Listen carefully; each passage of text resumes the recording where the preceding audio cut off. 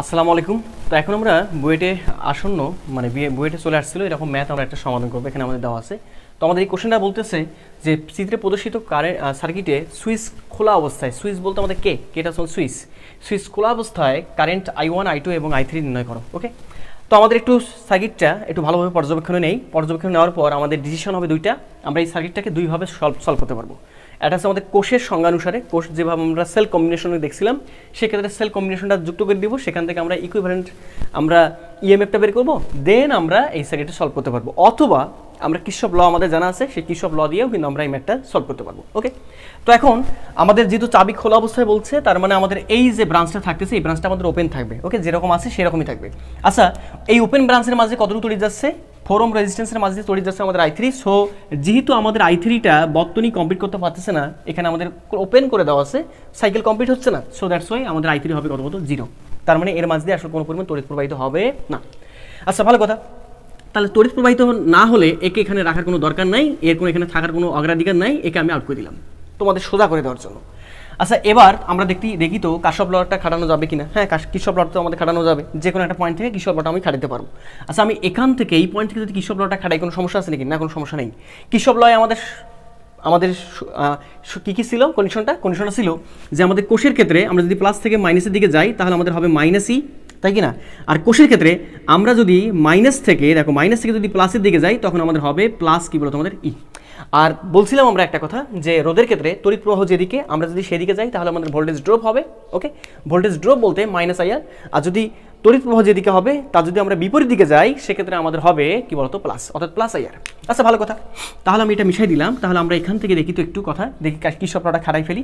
তাহলে আমাদের এটা কোষের এটা মাইনাস প্রান্তটা প্লাস প্রান্ত, আর এটা প্লাস প্রান্তটা কি বলতো আমাদের মাইনাস প্রান্ত। তাহলে কিরশফ লটা খাটাই দাও তো আমরা কি পাচ্ছি। আচ্ছা, তার আগে একটা কথা বলে নেই যে আমাদের এখান থেকে আমরা বুঝতে পারতেছি যে আমাদের এখানে রাস্তা কিন্তু আমাদের একটাই। দেখো, আমাদের কিন্তু পুরো রাস্তা কিন্তু আমাদের একটাই। ওকে, তার মানে I1 এবং I2 রাস্তা যেহেতু একই, তার মানে আমি এখান থেকে বুঝতে পারতেছি I1 এর মান যা হবে I2 এর মানও তাই হবে। ভিন্ন কোনো তড়িৎ হতে পারে না। একটা রাস্তা দিয়ে একাধিক পরিমাণ তড়িৎ যাবে সেটা কখনো ঘটবে না, একটাই তড়িৎ যাবে। তার মানে I1 এবং I2 আমাদের সমান। আচ্ছা, তাহলে I1 এবং I2 এর মানটা কত সেটা আমরা বের করে নিব। কিরশফ ল ফেলাই দিই। এখান থেকে যা আরম্ভ করলে আমরা দেখতে পাচ্ছি প্রথমে পাচ্ছি এটা সেলের মাইনাস থেকে প্লাস প্রান্তে যাচ্ছি, এই জন্য আমাদের এখানে লিখতে হবে আমাদের কি বলতো প্লাস কত বলতো 12। তারপর এখানে আবার পাচ্ছি কি, আবার একটা সেল পাচ্ছি প্লাস থেকে মাইনাসের দিকে যাচ্ছি, যার ফলে মাইনাস কত বলতো আমাদের 9। তারপর এখান থেকে যখন এখানে যাবো কোনো পরিমাণ সেল অথবা রেজিস্ট্যান্স নাই, সো ভোল্টেজ গেইন অথবা ড্রপ নাই।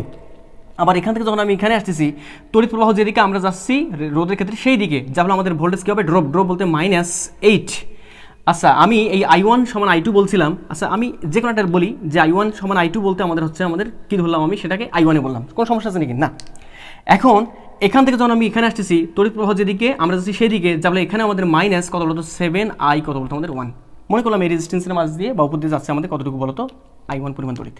আবার ওই পয়েন্টে যাচ্ছি, so that's why is equal two কত বলতো 0। তাহলে এখান থেকে তোমরা খেয়াল করে দেখো, এখান থেকে আমাদের চলে আসতেছে 3 মাইনাস 8 7 কত বলতো আমাদের 15I1 is equal two 0। So ultimately আমাদের চলে আসতেছে যে আমাদের I1 ইজ ইকুয়াল টু কত বলতো 3 ডিভাইডেড বাই কত বলতো 15। তাহলে এখান থেকে বলতে পারবো না যে আমাদের I1 ইজ ইকুয়াল টু কত বলতো 1 ডিভাইড বাই কত বলতো 5 এত কি বলতো এম্পিয়ার। তাহলে আমরা মোটামুটিভাবে বলতে পারতেছি যে আমাদের I1 এবং সমান I2 যেটা হবে সেটা তার মানটা হবে আমাদের 1 ডিভাইড বাই 5 এত কি বলতো আমাদের এম্পিয়ার। ওকে, কোনো সমস্যা আছে নাকি? না। তাহলে ভাইয়া বিকল্প যে আপনি একটা কথা বলছিলেন, বিকল্পভাবে আমরা এই ম্যাথটাকে কীভাবে সলভ করতে পারি সেটা আমরা একটু খেয়াল করে দেখব। তো আমি সেল কম্বিনেশন তোমাদের একটা এপিসোডে দিয়েছিলাম যে শ্রেণী অবস্থা থাকলে কেমন হয়, সমান্তরাল অবস্থা থাকলে কীভাবে আমরা সেলগুলোকে যুক্ত করে আমরা তুল্য তড়িৎ শক্তি বের করতে পারি সেটা কিন্তু দেখাইছিলাম।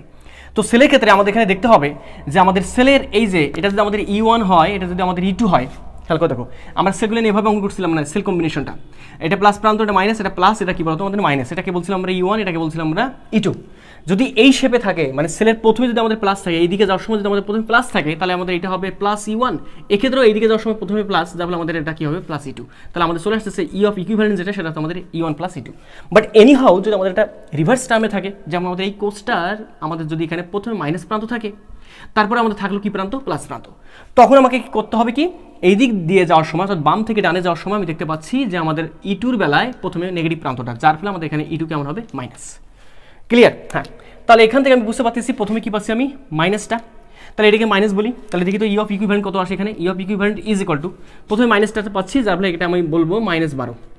তারপর এখানে আমি প্রথমে কি পাচ্ছি, দেখো প্রথমে কি পাচ্ছি, আমি প্রথমে প্লাস পাচ্ছি, এই জন্য বললাম আমি এটাকে +9। তার মানে আলটিমেটলি চলে আসছে ই অফ ইকুইভ্যালেন্ট কত বলতো আমাদের 3, কত বলতো আমাদের ভোল্ট।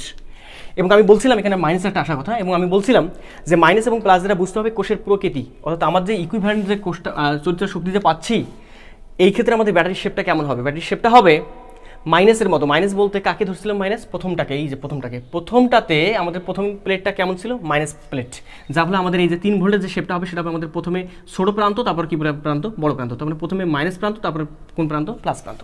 তাহলে আমরা এখান থেকে বুঝতে পারতেছি যে আমাদের ই এর মান যেটা সেটা হচ্ছে আমাদের 3 ভোল্ট। প্লাস মাইনাস দ্বারা কি বুঝতে পারতেছো সেটা আমি তো বোঝাইছি তোমাদের। তাহলে আমাদের ই এর মান যেটা সেটা হচ্ছে 3 ভোল্ট।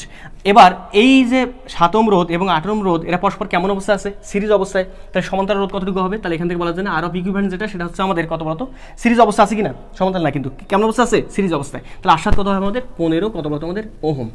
তাহলে এখান থেকে বলা যাবে না যে ভাই আমাদের জানা আছে I is equal to V divided by কত বলতো আর। এখানে ভি এর জায়গায় হবে আমাদের ই অফ ইকুইভ্যালেন্ট, আর আর এর জায়গায় হবে আমাদের আর অফ ইকুইভ্যালেন্ট। তাহলে ই অফ ইকুইভ্যালেন্ট বলতে আমাদের কত বলতো আমাদের চলে আসছে 3, আর আর অফ ইকুইভ্যালেন্ট হচ্ছে আমাদের 15, তার মানে চলে আসছে আমাদের 1 বাই কত বলতো আমাদের 5, এত আমাদের এম্পিয়ার। দেখছো আমরা কিন্তু ম্যাথটাকে মোটামুটিভাবে দুইটা ভাবে, ওকে, আমাদের বুদ্ধি যদি থাকে তাহলে আমরা কিন্তু দুইটা ভাবে ম্যাথটাকে সমাধান করতে পারবো। ওকে, এবার আমাদের যে কাজটা করতে হবে, এটা আমাদের ম্যাথ সমাধান করা শেষ। এবার আমরা 2 নাম্বার একটা ম্যাথ দেখবো যেটা আমাদের বুয়েটে চলে আসছিল। ওকে, কোন জানি শিক্ষাবর্ষে তোমাদের বুয়েট অ্যাডমিশন টেস্টে চলে আসছিল এবং খুবই একটা কমন একটা কোশ্চেন, হ্যাঁ, একদম সিম্পল একটা কোশ্চেন।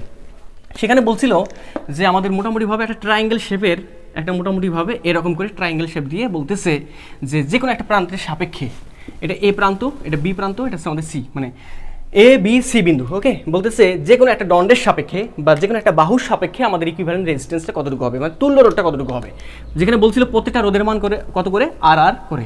তাহলে যে কোনো একটা বাহুর সাপেক্ষে, তাহলে আমি কাজ করি, আমি এ আর সি বাহুর সাপেক্ষে আমি তুল্য রোধ নির্ণয় করবো। তাহলে কি করবো ভাইয়া, একটা যদি মানে তোমাদের যদি ক্রিটিক্যাল মনে হয় ম্যাথটা সলভ করতে, তাহলে কাজ করবা, যার সাপেক্ষে বলবে তার সাপেক্ষে একটা ব্যাটারি বা কোষ অঙ্কন করে নিবা। তারপর এই কোষ থেকে তড়িৎ বের হয়ে গেল, ধরলাম এটা আই পরিমাণ তড়িৎ গেল, আর তড়িৎ আই পরিমাণ যাওয়ার পর এখানে দুটো ভাগে ভাগ হয়ে গেল, ধরলাম এ পাশে গেল এক্স, এ পাশে গেল কি বলো আমাদের ওয়াই। তাহলে আমি এখানে বলতে পারি যে আমাদের আই ইজ ইকুয়াল টু হচ্ছে আমাদের এক্স প্লাস কত বলতো আমাদের ওয়াই।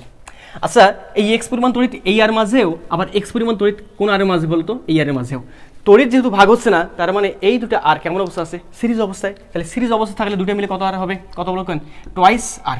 এই টোয়াইস আরের মাঝে যাচ্ছে আমাদের এক্স পরিমাণ তড়িৎ। আর এখানে আমাদের খেয়াল করে দেখো, আমাদের এই যে এ এবং সি এর মাঝে যাচ্ছে কতটুকু পরিমাণ তড়িৎ, ওয়াই পরিমাণ তড়িৎ। আর এখানে কিন্তু আমাদের কোষটা ছিল মনে হয়, হ্যাঁ। তাহলে এবার তোমরাই আমাকে বলো, তোমরাই বিচার করো, এখানে এর মাঝ দিয়ে এক্স পরিমাণ তড়িৎ, এর মাঝ দিয়ে ওয়াই পরিমাণ তড়িৎ, তার মানে ভিন্ন যেহেতু তড়িৎ, তার মানে এই যে টোয়াইস আর এবং আর কেমন অবস্থা আছে, সমান্তরালে আছে। সমান্তরাল থাকলে তুল্য রোধের মান কতটুকু হয়, গুণফল বাই যোগফল, রোধের মানের গুণফল বাই যোগফল, শর্টকাটে। তাহলে আমাদের তুল্য রোধের মানটা কতটুকু আসতেছে, যার of equivalent is equal two গুণফল বাই যোগফল। গুণফল বলতে আমাদের এখানে টোয়াইস আর ইনটু আর, আর যোগফল বলতে টোয়াইস আর প্লাস আর মিলে হচ্ছে আমাদের থ্রাইস আর, আর ক্যান্সেল আউট থাকতেছে আমাদের টোয়াইস আর বাই কত বলতো আমাদের 3, এত কি বলতো আমাদের ওম। তো আমরা বুঝতে পারছি যে আসলে এই ম্যাথটা কীভাবে সলভ করা যাবে, যে আমাদের যে কোনো একটা দণ্ডের সাপেক্ষে বা যে কোনো একটা বাহুর সাপেক্ষে যদি বলে, তাহলে অ্যান্সারটা কতটুকু হবে, এত, টোয়াইস আর বাই 3 ওম। তো আশা করতেছি তোমরা এই সকল ম্যাথ অনায়াসে বুঝতে পারছো। তো প্র্যাকটিস করতে থাকো, যারা বুয়েটের পরীক্ষা দিবা, যাদের টার্গেটটা বুয়েটে আছে, অথবা যারা একাডেমিক পর্যায়ে আছে, তারা এখন থেকে এইভাবে এগুলি ম্যাথগুলো দেখার চেষ্টা করো এবং বোঝার চেষ্টা করো। তো ভালো থাকো, সুস্থ থাকো, দেখা হবে সামনের এপিসোডে। আল্লাহ হাফেজ।